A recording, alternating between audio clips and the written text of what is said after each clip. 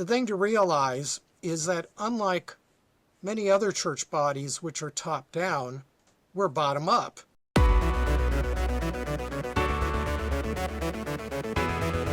Welcome to Synod Stories, a show about the Lutheran Church Missouri Synod, where it's been, where it is, and where it's going. The LCMS National Convention is a little less than a year away, and with it comes a lot of questions. Where do all these nominations come from? How do overtures get submitted, and how do they get turned into resolutions? How do I get involved? Should I get involved? To answer these questions and many others, we're going to do a series of shows with Dr. Martin Noland. Dr. Noland is pastor of Grace Lutheran Church in San Mateo, California, and is the former director of the Concordia Historical Institute. Dr. Noland, thank you for being here. Thanks for inviting me. Good to be here. Yeah. We're quickly coming up on some important dates, so that's going to be our first main focus. But first, before we get into that, what is your elevator pitch for why people should care about the convention and why should they consider getting involved? It's because, unlike many denominations in the United States, the Missouri Synod is very much a democratic organization. So basically, every congregation is involved with its pastor and a lay delegate at district convention. Every congregation should be there. And just because we're not going to rent out the entire the Saint Stadium in New Orleans to put the whole convention together, we have delegates. But so the thing to realize is that unlike many other church bodies which are top down, we're bottom up. And that means if people who really care about the church and where it's going, if they don't get involved, well, things, first off, they kind of drift, or they may go in a bad direction. So you need to get involved. And I'm not talking to Brian, because you are involved in doing this, but everybody needs to be involved in some way and to get their congregation involved, at least at the circuit level, and maybe in other ways that we're going to talk about today. All right, thank you. So the deadlines that are coming up, what do people need to know about them? Well, if you miss a deadline, you're dead. So you can't, they're not going to give you an excuse or make it past. Yeah, and it's confusing, so there's so many different dates and different ways of doing things. We're really helped nowadays because we have the Synod has a great website. It's maintained constantly, and the Secretary of Synod, he kind of organizes all this stuff, and he'll be there at the convention. He's done a really good job ever since he's been in office of communicating everything we need to know. So the first thing I want to tell our listeners is to go to the website. Missouri Synod is www.lcms.org, and the stuff that deals with the convention, you go /convention-triennium, and that'll get you into the section that everything that I'm talking about today should correspond with that. And if I'm wrong on a detail, the website is right. Now, just to break it down, initially, there's 5 things that everybody can be involved with, but in different ways. So the first thing, and that's something everybody that's a Missouri Synod member, every layman, every church worker can do, and that is nominate people for offices. And this deadline's coming up quick. They would like to have these nominations in by the 18th of August, which is 10 days from now. Wow. So when we talk about you better get going, yeah, they'll actually close the nominations on October 18th. I know about this because I served on the committee for convention nominations, so I know about 9 or 10 years ago. And they start working right away in 10 days. They start meeting, video conference calls, and the stuff that gets in early, let me put it this way. It's not like they're going to disregard the ones that come at the last minute, but the ones that come early are first in their mind. They make a first good impression. And so those, let's say there's an office for Board of Regents at Concordia Irvine, which is in our state, and they get they maybe get 50 nominations. That's unusual, but 50 nominations for one position. Well, if you've ever tried to do something like this, it all kind of is a big blur. But what it means is the first thing that comes in is what's going to stick in your mind and make a good impression. So the point being, if you really think that you have a candidate that's really good, get it in early, get it in now. By the 18th of August, but the final deadline is October 18th. The next thing everybody can be involved with through their congregation is sending in overtures. What is an overture? It's not the overture from the Lone Ranger, you know. That's not what it is. It is a proposed resolution that the convention may adopt. There is a deadline for that, and I should get my glasses so I don't read this improperly. This will be open until February 28th. Now that seems a long way off, but the thing is about that, it has to be adopted by the congregation, and your congregation doesn't meet officially as a voters' assembly very often. So getting together a committee or some officers to decide what you're going to put together, you got to start working on that now. And February 28th is a definite deadline. The earlier you get it in, again, the better. Another thing that you do, now this is more at the congregational level, but every congregation has it, is their pastor and a layman will send in nominations for, let's see, that's the president, first vice president, and the regional vice presidents. So the nominations, and so your choice is, say you have two pastors. Either one of those pastors could be the elector, and you have all sorts of laymen. If they're bona fide members, they could also do this. So that will affect the nominations.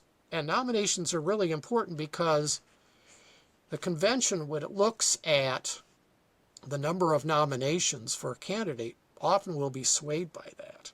So don't think that's not important. So get involved with that. The election of the president happens, let's see, the deadline is March 15th, so that's later on, and you have to elect your pastoral and lay delegate for that. That's all done electronically. Nominations are done online. Election of the president is, almost all this is done online. And then the last thing is the election of your synod delegate, and that's by circuit. Those circuits are groups of congregations, usually from 6 to 12 congregations. And they get together and do things. And in this case, they're called electoral circuits because those 6 to 12 congregations will choose a pastor and a lay delegate, and those guys are actually doing the work at the convention. And the deadline for the election of synod delegates, that's coming up faster than you can imagine. October 18th, which means that your circuit visitor, if he has not told you or the pastor when this forum or circuit meeting is going to be, he better get on it because we're running out of time. Kids are already back in school. People have to start planning their schedule. You better know when that circuit forum is going to be because you really want a good representation of your circuit by having somebody there. So those are the basic things, but the immediate one is the nominations. Nominations for the secretary, the boards and commissions. I don't know, there must be 50 different offices. It varies, 35 to 50 positions. You really want to get those in before the first deadline, if you can, in the next 10 days. If you're hearing this recording later, just remember October 18th is the final deadline for nominations. So nominations is kind of what I think drives the practical talk about this. We want to cover all the bases so that you understand how you can participate and you know, oh, I better get better at going at it. So the electoral circuit you mentioned, it for us particular in the South Bay, our circuit is no longer large enough to be a standalone electoral circuit. So we're actually combined with the peninsula circuit, or one of the peninsula circuits. I don't think it's Oh, yours, but the one just north of us and probably south of you, we have to combine because we don't have enough congregations to qualify as an electoral circuit on our own. right. So That's determined by the bylaws. yeah, And there's only one peninsula circuit, and that's ours. So okay. I think I'll be So seeing you there. okay. And we'll have Yeah. to remind our circuit visitors, hey, it's coming up soon, Yeah, right? and one of the interesting things is my pastor was the circuit visitor, but now he's a regional vice president of the district. So Oh, good for him. Pastor Bestel is now going to be the circuit visit. They're just doing a transition for that. So Right. That's good. all right. So one just kind of offhanded thing. Can you nominate yourself, or is that bad form? Yeah, that sounds like bad form. Isn't that from one of those movies? What was it? Princess Bride or something like that? You know, everything gets knocked down because it's bad form. Yeah, I don't really know technically. You know, I did bring Robert's Rules of Order. I know we will get into that at some point because that is a Yeah, and look, it's got 700 pages. Do you think I have this thing memorized? No, it would be impossible. I don't know if there is a rule. I mean, so let me explain really briefly to the audience who may not know. We have two books when it comes to governing our synod.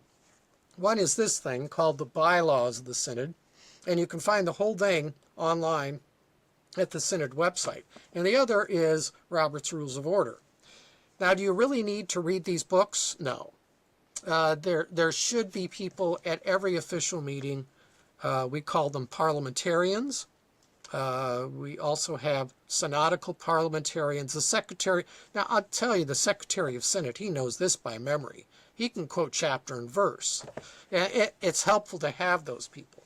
But it's there just for the sake of order, so you know who's responsible for what's the procedure, and all that. But now this question on nominating yourself, I think I looked at this before in Robert's Rules. Yeah, I think it doesn't talk about that. So therefore, I believe, and I'll be corrected by a parliamentarian, that the word nomination implies that you're naming somebody. Now, it's like the word nom in Latin refers to a noun. So you're giving a name. Could you do it to yourself? Yeah, probably not. Again, a parliamentarian. So the best thing to do is to nominate somebody else. Because it's interesting that St. Paul, who is certainly one of the greatest prophets and apostles ever, he says, I don't judge myself. I let God judge things. So when it comes to nominations, we're making a judgment. And what does it say? I don't remember. I was just reading this the other day. It was a letter from, and I should bring the pastor's attention to this. We got two letters regarding the convention already this year. The first call for nominations came from the office of the secretary. And in there, he said something about nominations. He said, each congregation is urged to search itself. I'm not talking about individual, the congregation, diligently for those with the required gifts. And what are those? Well, they may have to do with business or law or, things like that, or on theology or experience with religious institutions, particularly with the Lutheran Church. It said something in there about the type of, that we want somebody that's churchly. I think that was in that letter. The other one came from President Harrison.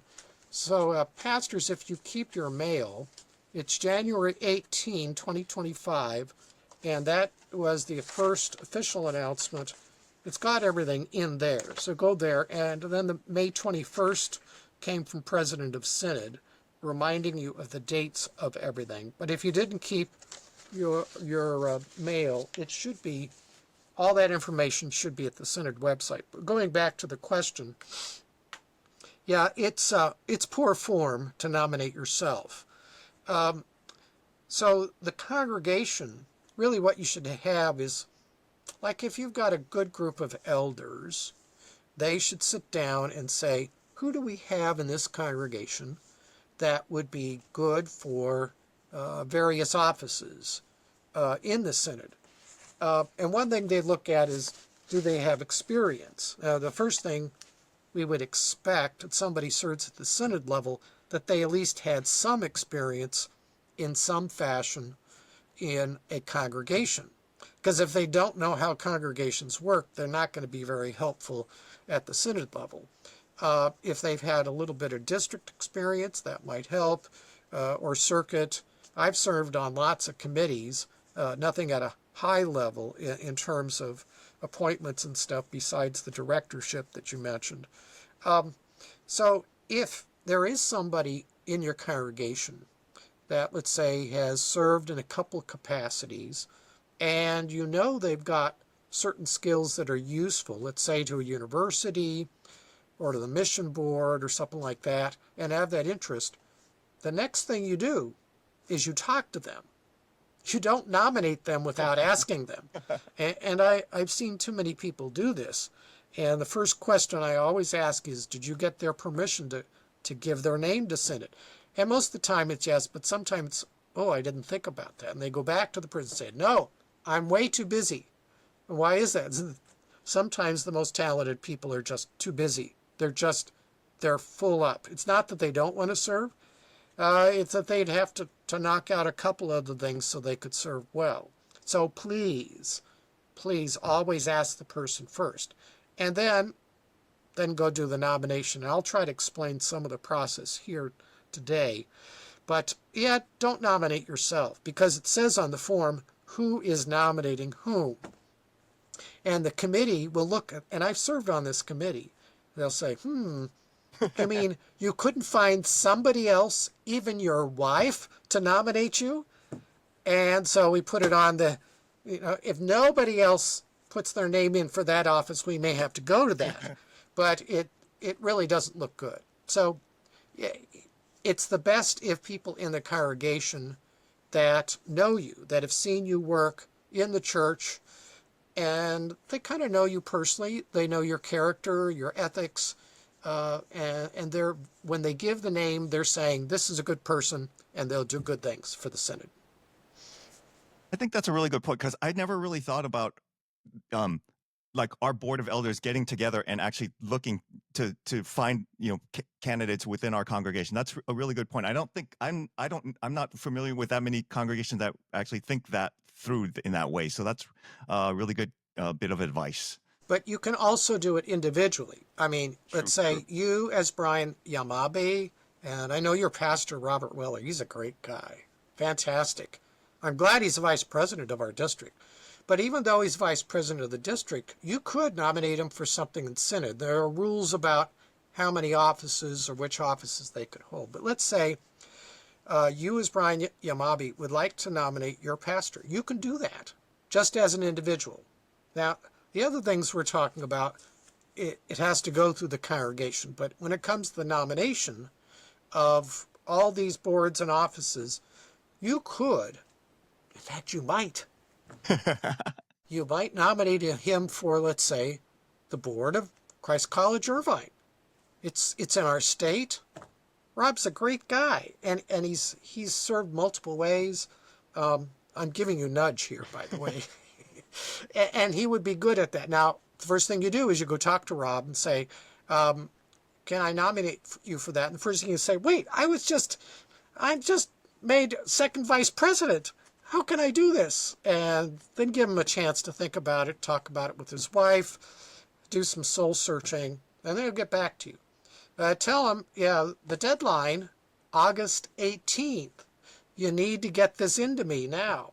The other thing that it's helpful to know is that there's a bunch of stuff that they ask on the nomination form, and I've just found it easier just to give the nomination form by email to whoever I'm nominating and say, please fill this out, send it back to me in a week or two, and I give them a deadline, and then what I do is I just transfer that and maybe edit it a bit. Otherwise, it's too hard unless they're right there with you in your office to try to get all that information. So that just saves a lot of time. Just take the form that the Synod has, run it by to Pastor Weller in this case, and then you have to retype it, or I think maybe you can just change the name of the person that's submitting it. Sometime I think because they've changed the electronic process, so I won't guarantee that. This is a new system I think they're using.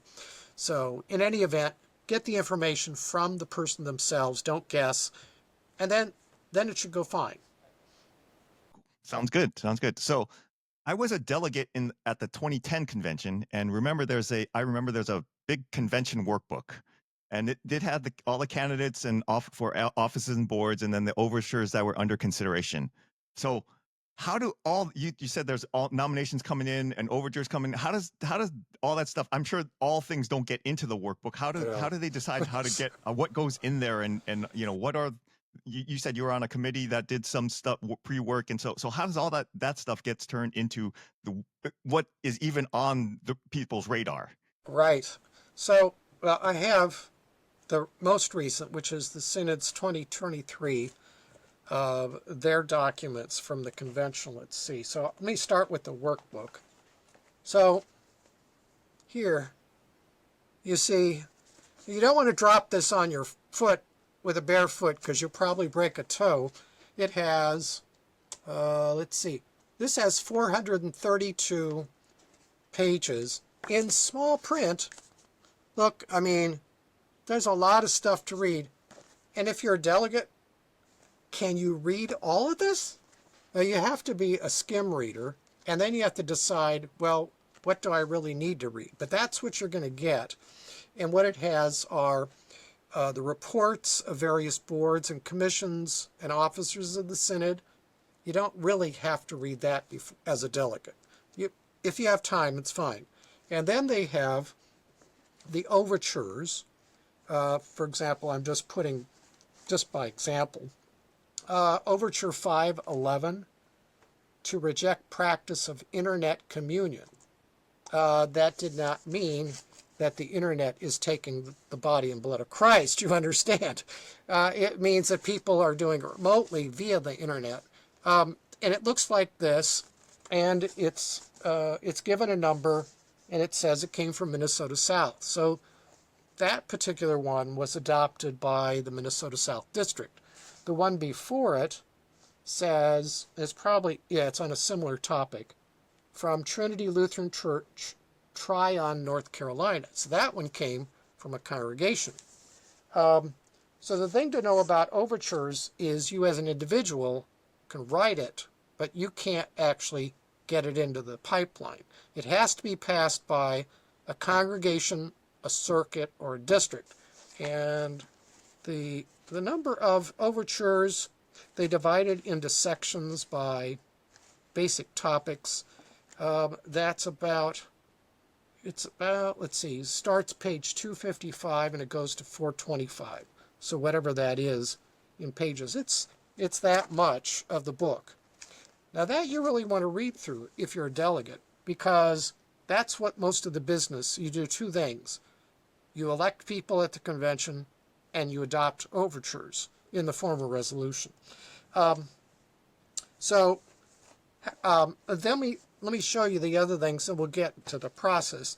That after it's all done, it comes in this form, which looks the same, convention proceedings, and it tells who was elected, which resolutions were passed, the process by which, so in other words, if they changed anything, that explains how it was changed, how it was adopted, things like that. And then from then on we know, okay, in 2023, those are the things we adopted as the Synod, and we're going to try to follow them.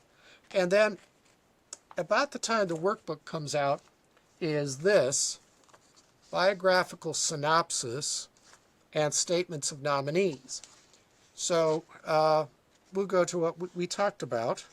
Let's see here. Where is, I know a lot of these people at this point.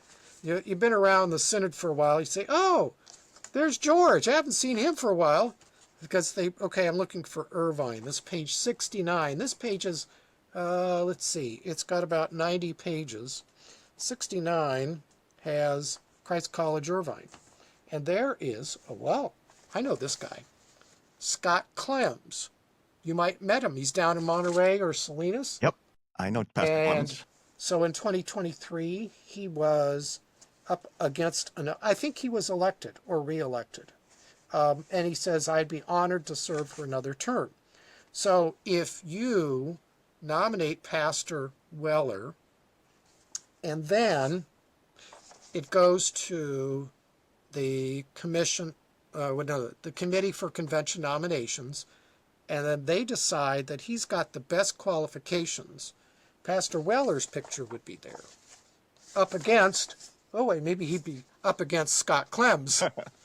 And they're good friends, so that they'll have to go out for a beer and settle it. But I'm just kidding, of course. And it has some basic stuff about him, which is what you put on the nomination form. Ends up in a basic code of his experience with the church. And then he's got a small paragraph to explain what he's going to do in that capacity.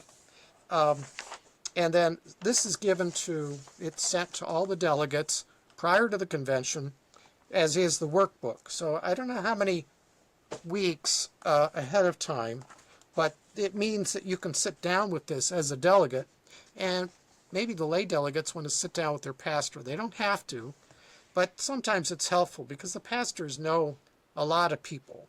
That's just the way the Synod works. And then they can make some recommendations or say, I didn't have a good experience with that person. Hopefully there's none of those. But I do recommend that laymen consult with their pastor if they're a lay delegate, both on the nominations and on the workbook. So did I cover your question? Yes. So going back a little bit, the election of the delegates for the circuits, the electoral circuits. Mm-hmm. So I remember there's a lay and a pastoral delegate from the circuit, and like how I don't remember how those are. Do you I don't remember how people choose them. It's just like at the circuit forum, people just grab somebody and say you should do this, or how does that process go? Okay, I'll try to make this simple. You could go to the Synod's website, and in that that web page that I talked about, this would be under, well, it says guidance or what was it? Grid hashtag 3A. So just write down 3A. You go there in that website, and it'll tell you all the details. But first off, what happens is the electoral circuit is, they call it electoral circuit forum, is called by the circuit visitor. And in our case, it looked like it's going to be two circuits together. So first thing actually is Pastor Bestel will have to talk to my circuit counselor, who is Pastor Schultz. So John and Paul will get together and hopefully not get married too, because then that's a whole nother group. John and Paul will talk to each other and work out for them what they think is a good date. Then they'll mail it out to the circuit. Should go to the pastors and maybe also to the congregational chairman. And then what each congregation has to do is decide, once you know the date, which pastor, if you've got two pastors, either one of them, or if you got three, any one of the three, as long as it's a pastor, and I think they may have to be, I don't know if you can send emeritus. There's some of those small rules I'm not going to go into. But so one layman from the congregation that is elected by your congregational voters assembly. Now, you don't always have voters' assemblies. In ours, we only do 3 a year, I think. So you might have to have a special one, give proper notice. That's why I'm telling people, get working on this, because the time it takes to get this through the congregation, you may run out of time if you don't start early enough. But so each congregation, so you're at Good Shepherd, is that right? Shepherd of the Valley. Shepherd of the Valley, Almaden Valley. I know, it's a great place to live. Sweet spot of the Santa Clara Valley. I'm not kidding. It's a great place. I have a lot of friends that moved that area. Anyway, so Shepherd of the Valley congregation gets together and they will decide, well, you only have one pastor, right? So he's going to be your delegate. But if you had two, you could choose one or the other, and you'll vote on that. And then there's laymen, and they could choose anybody, but he has to be willing, he or she has to be willing to go on the date that's set. So it may be that Pastor Yamabe is going to be down in Concordia, Irvine with a relative, right? And sorry, he's ineligible because that's the date set. So the congregation knows that, so they pick their layman and the pastor. Then what happens? Well, then you say, well, who's actually going to be willing to go to the convention, the Synod convention? So the congregation, in the case of the circuit forum, has two decisions to make. One is, who do we send to the forum? And the second is, who would we like to send as a nominee to be a delegate to the Synod convention? Now, if you have one pastor, here's the rule. All the pastors in a circuit are eligible to be voted on to go to the Synod convention. So they're all automatically nominated. Okay. I'm pretty sure that's the rule. But the laymen have to be submitted to the circuit visitor the day before the forum. So let's say, I know some people in your congregation, but I won't name them.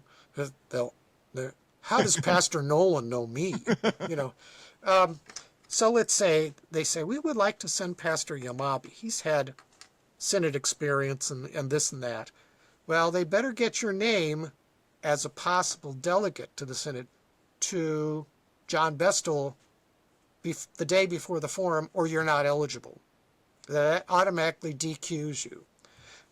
And then when they get together at the forum, they're doing three main things. First off, they elect their pastoral delegate. They elect the lay delegate among those that were submitted. And third, then they might adopt an overture or do some other business. Okay. And then I remember there's something about like the pastoral delegate and the lay delegate can't be from the same congregation or something along those lines. Oh, yeah. That's one of those small details that I think you're right. I'm not sure about that, but I remember they had some people got stricken from the list after their pastor had been nominated or won the delegate spot. Yeah, I think there's a hymn about that. Stricken, smitten, and afflicted, right? Yeah, you feel like it. Yes, when you go to the convention, you're afflicted. Right, yeah, that's work. Yeah, don't kid yourself. Where are they having the convention this year? Arizona, Phoenix. In July? Yeah, that's what they're. Yeah. Why don't they have it in California? It's beautiful here in July. I don't know. They did have a San Francisco convention here, but what that means is all those folks in Arizona that are Missouri Synod, they have a lot of work cut out for them. Oh yeah. The other thing, I've been at a number of conventions besides being a delegate twice, and St. Louis is not a pleasant place to be in July either.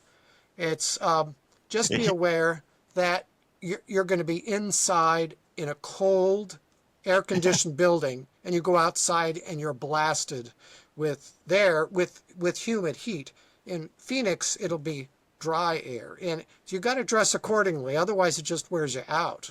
I don't know if you remember that, if you've had that experience. The 2010 was in Houston, so that was there you go. It was brutal inside. You're sweating outside. You go in and into the convention. You're freezing because they blast the AC, and it's like, whoa, you got to dress for two climates. Yeah, and the people from the Midwest, they come over to you, Californians. They say, you must be from California. You don't know how to handle this weather. It's true. Okay. So, anything else? So let's see.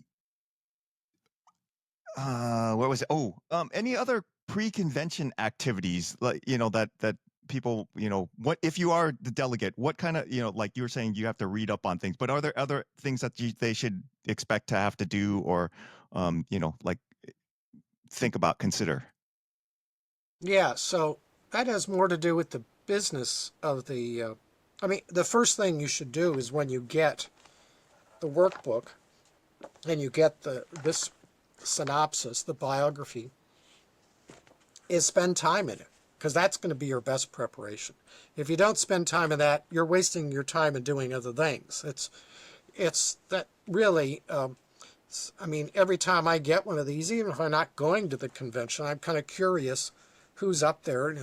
I've got a lot of pastor friends and some lay friends around the synod, and thinking, well, looks like he's running for office. And oh, there's one of my classmates. That was Roger Gallup. Oh, and he got elected. He was Nice. elected to the board of directors. We were classmates in college and seminary. So make sure you do that. I mean, as soon as you get this book, and the time is limited, and your attention span might be limited too. And again, I'd say laymen especially talk it over with the pastor who's got more experience and knows these people, at least some of them. And the convention workbook, now that deals, your main business there is going to be looking through the overtures prior to the convention anyway.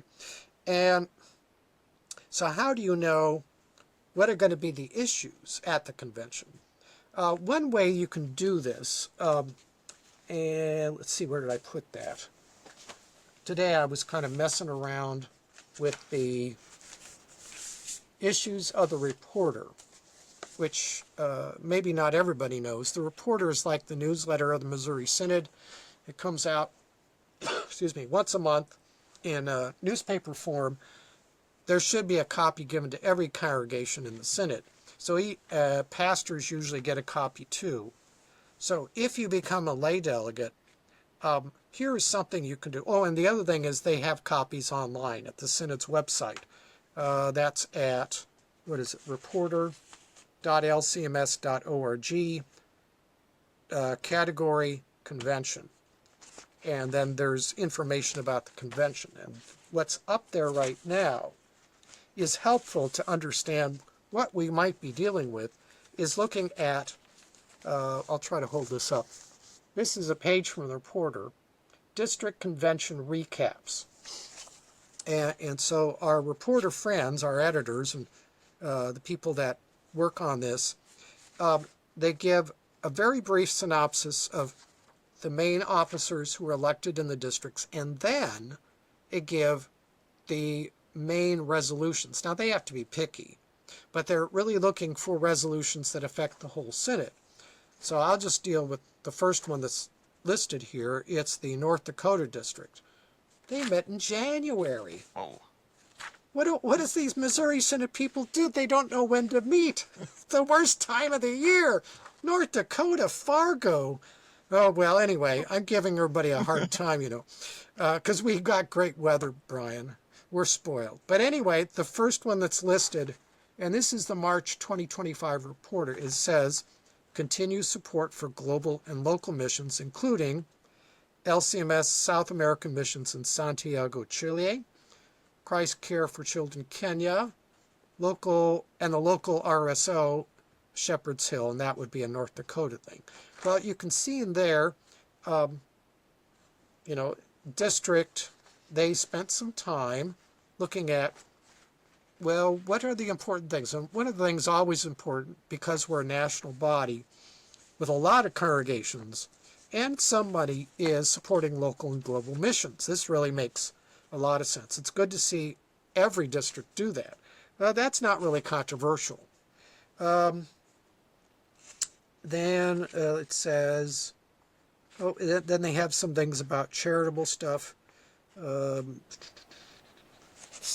There's others. I won't go into all this, but let's see now.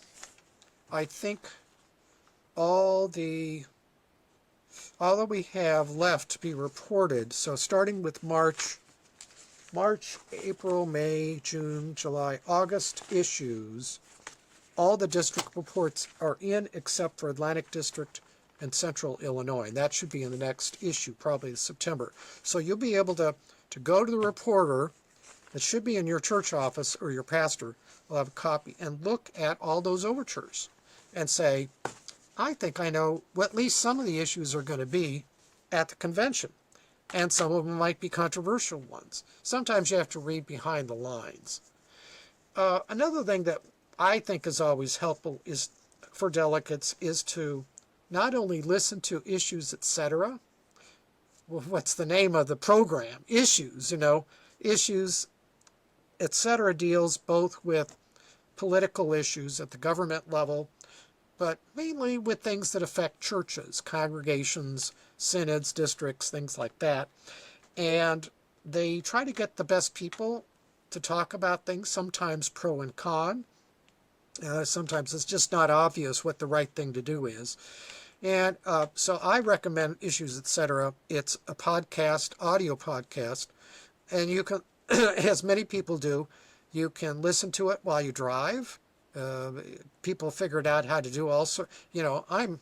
I'm from the Stone Age. I remember black and white TV, and I remember vacuum tubes in the back of the TV. So all these things that young people are just, they're so good at. I mean, if I have problems with my cell phone, I take it to my kids and say, what am I doing wrong here? They can find this stuff, Issues, etc. is on your cell phone and the internet, and you can download the podcast and listen to it wherever you go. And you can they have all the backstories, the back programs, the ones they've recorded, as well as stuff that's playing right now. And you can listen to Brian Yamabe too. Are you going to keep doing some of this in the series? I mean, they should. And where can they find you? We're putting up the website, which is going to be synodstories.com. So that's where we're going to go. After we do this convention episode, I'd like to talk to a bunch of circuit visitors, because what I found is like at the synod level, it's like a little bit too generalized, and then at the congregational level, it's too specific. And so like it's because I've talked to my pastor enough, who's the circuit visitor, and he has an interesting perspective that I don't think you really get just by either the granular and the high level. At the circuit level, there's interesting things going on, because then how many are vacant. Then that's how all where the conflicts and tensions are, and then where the issues are that are not just your myopic congregational focus or like the broad general synod focus. It's like you get a better feel for what's going on, I think, as a region if you talk to the circuit visitors. So I'd like to go and talk to a bunch of them, and from all around the country. I think that's a very wise thing. You're blessed. Rob Weller is a very wise man, first off. He really is. And he and I have had multiple discussions, partly because I'm from Santa Clara Valley, so I know a lot of those congregations from my childhood and teenage years, but simply because, he really knows his stuff, and he's looking out for the congregation's welfare, and it's a lot of work. But, so not only is he a pastor of a congregation, he's also, every congregation is a little bit different. And so he's seeing in Silicon Valley, first off, the big challenge is financing. How can we afford, it's not that there aren't pastors out there, but how can a congregation of so many members, how can they afford to call a pastor when it's got some of the highest rent and mortgages in the United States, maybe in the world? So, I mean, this is just existing type of problems. But then, a circuit counselor usually is somebody that's been elected because he's been around for a while. He's served in a parish capacity for a while, and so by that time he kind of knows this book, this one, fairly well. He is also officially a synodical officer, so he is upheld, and he's accountable And so he's expected to get, if he doesn't know, he has to tell you, I just don't know, and I'll find it out for you. So that's probably a good way to do it, because yeah, the guys at the synod level, they're like 3 steps removed. Even though I give President Harrison credit, from the beginning, once he was elected, he said, I want to be a pastor and not just a synod bureaucrat, because I want to know what's going on at the basic fundamental level of congregations. So it was Village Lutheran Church in Ladue, I think, that called him as assistant pastor. And then you'd ask the question, could he be their delegate to the circuit forum? No, you can't do that. That's probably not fair. But, theoretically he could. But so it is kind of difficult to see the trends, but the circuit visitors see them. And certainly the pastors do too. And pastors end up with situations they don't know what to do. And so they go to the circuit visitor who's there to counsel, to help the pastor with this problem. So I think that would be a good thing, and do it around the country. And you'll find out different perspectives on things. Not everybody that wants to be Missouri Synod, and that means I uphold the scriptures as God's word, inerrant, infallible, and the Book of Concord, I'm going to follow that. Not everybody agrees on everything, and that's understandable. Yeah. So one I do have a tip for if you're a lay delegate, as I was, I did talk to Pastor Weller, but then I met a couple times with the pastoral delegate, and that was very helpful to get another pastor's perspective on it. And it also it was Pastor Besto who was the pastoral delegate, and it also made it easy because we were roommates. So I was like, I don't know, I don't want to get thrown in. I didn't know, get thrown in with whoever the synod picked to be my roommate. So I knew my roommate, so that was helpful and nice. Yeah, if you're a lay delegate, it is helpful to team up at a synod, well, even a district convention, with somebody that's done this before. If you teamed up with a guy that just got out of seminary and never been to a convention, you're both in trouble.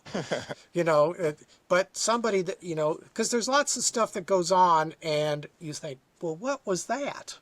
And so if you have a teammate that's sitting next to you at the convention, if they haven't prearranged the seats, but they usually allow for this, then you can ask, well, what was that all about? And then they'll say, I don't know either. Let me talk to the guy next to me. So, but it does help because there's just so much to learn, especially your first couple of conventions. Very good, very good. So, just to wrap things up, is there anything else that we should know about, or things you want to re-emphasize before we head out? Well, I'm going to re-emphasize the deadlines. Okay. So it's in people's minds, and they think, oh, we better get working on this. So the nominations for secretary boards and commissions, and there's about 30 or 50 of those, and don't nominate yourself.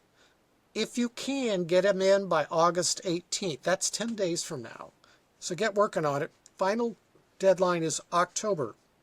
So once the pumpkins are out in your neighborhood, pumpkins and ghosts to Halloween, it's already too late. I'm sorry. So October 18th is the final. The overture, they're open officially February 28. Wait, no, that's the deadline. Sorry. Ooh. Cross that out. Overtures can be submitted now, and they're open until February 28th, preferably by February 1st. And those that get in early, it's just human nature. They'll get precedence. They'll be favorable because the committee has a lot of work to do.